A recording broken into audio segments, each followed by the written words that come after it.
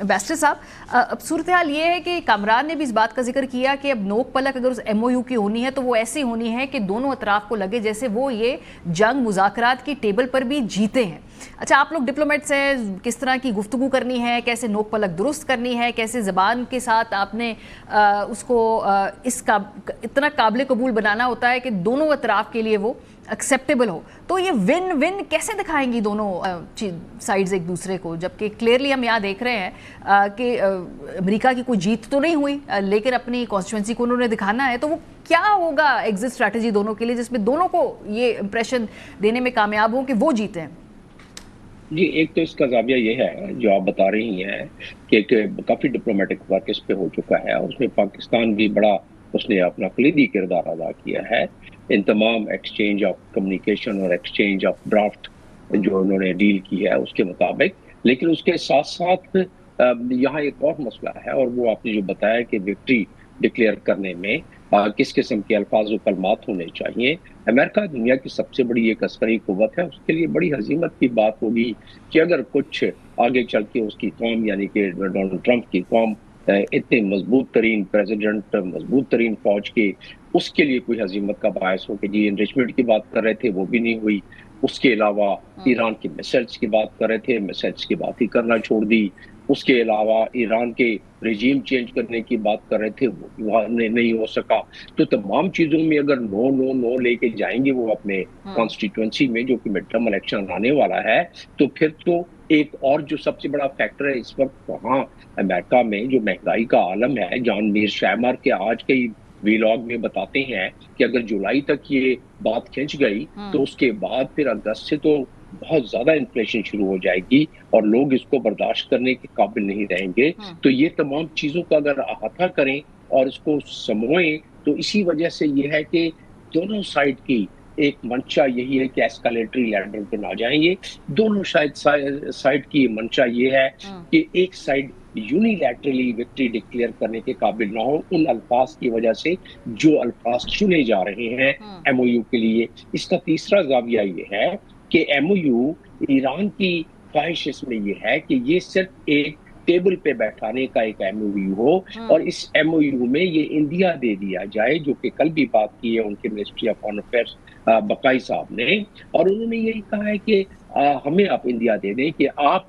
हमारे funds release करेंगे, और कंपनसेशन की भी उसमें बात की है, और स्टेट ऑफ हॉर्मुज़ को उन्होंने कहा है कि ब्लॉकेट खोलें और फिर दूसरी साइड से भी खोल सकता है। लेकिन ये ट्रस्ट डेफिसिट जो है वो एक बहुत बड़ा प्रॉब्लम है। उसको बिल्ड करने के लिए ईरान की तरफ से बात ये आ रही है कि आप इस MOU को पहले फाइनलाइज करें। जो 60 डेज का विंडो जो पहले 30 का था, 60 डेज का विंडो जो है उसमें हम आगे तमाम चीजों के कदोखानी बाजे रहे कि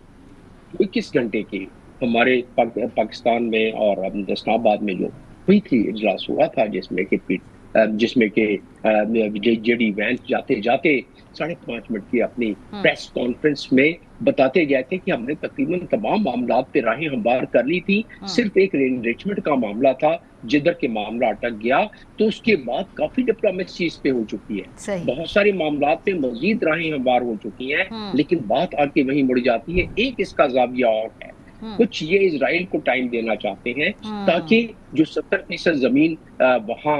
गजा में कब्जा करनी है वो मुकम्मल कर ले, और जो लेबनान में आज भी बड़ी शदीद बमबारी हुई है और वहां इवैक्यूएशन ऑर्डर दोबारा बार बार किया जा रहा है, खाली कराए जा रहे हैं इलाके, 15% के करीब जमीन कब्जा कर ली गई है वहां। तो नेतन्याहू को भी सेटिस्फाई करना इनके लिए बहुत जरूरी है अमेरिका के लिए, क्योंकि अमेरिका जिस तरीके से ताने बाने उनके बुने हुए हैं इजरायली लॉबी के, उसकी वजह से उनको इसराइल को जो मिलिट्री एक उनकी कॉन्स्टिट्यूंसी के लिए जो एक विन दिखानी है, ये इंटरेस्टिंग पॉइंट आपका है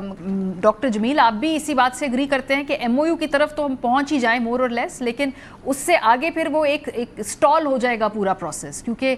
उससे आगे जो मिलिट्री अहदाफ है, जो मुआशी अहदाफ है, पूरी दुनिया के जो इस तरह के मुआशी हब हैं, गुजरगाहें हैं, उन पर कंट्रोल का मामला है। जी, मेरा मतमा नजर इसमें ये है, और मैं काफी बयान करता रहा हूँ इसके बारे में, कि ईरान ने जो इस दफा स्टैंड लिया है उसको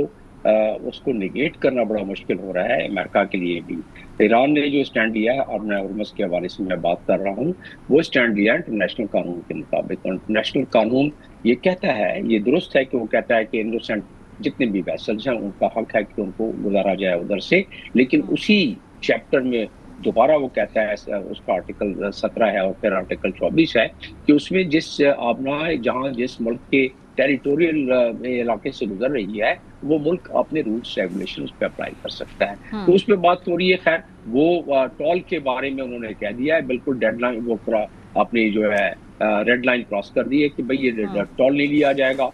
ईरान उस मामले में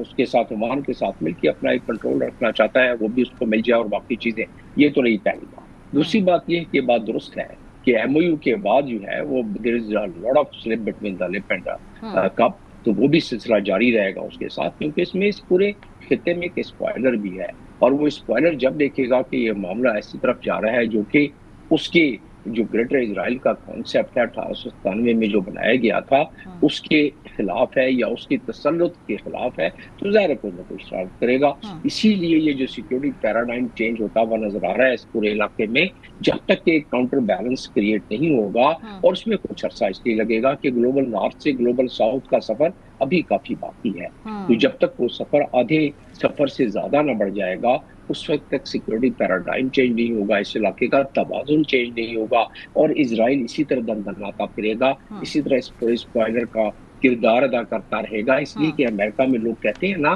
कि ये फॉरेन पॉलिसी हमारी है या इजराइल की है, और अमेरिका में अब ये भी कहते हैं कि भाई what is it Israel first और अमेरिका फर्स्ट। तो ये तमाम चीजें रियलाइजेशन के बावजूद जिस मजबूती से ताने बाने वहां जकड़े हुए हैं इजरायली लॉबी के, उसमें उन्होंने बहुत काम किया है। तो उसकी वजह से ये मामला बार बार खराब हो जाते हैं। आप देख रहे हैं ना कि जब वो सिचुएशन रूम में जा रहे होते हैं तो डोनाल्ड ट्रंप कुछ और कहते हैं, जब सिचुएशन रूम में 2 घंटे लगा लेते हैं, वहाँ हॉक्स बैठे हुए हैं, इजरायली लॉबी के लोग बैठे हुए हैं, तो वहां निकलने के बाद कुछ और कहते हैं। ये हचकोले आते रहेंगे, लेकिन आखिरी बात मैं करता चलूं कि न ईरान मुतहम्मल हो सकता है, न अमेरिका मुतहम्मल हो सकता है। ये जंग जारी रखी जाए, ईरान में बर्दाश्त का मादा ज्यादा है, ईरान कुछ अरसा निकाल लेगा, अमेरिका के लिए मुश्किल हो जाएगा ये, जिसकी वजह से। बहुत शुक्रिया डॉक्टर जमील खान हमारे साथ मौजूद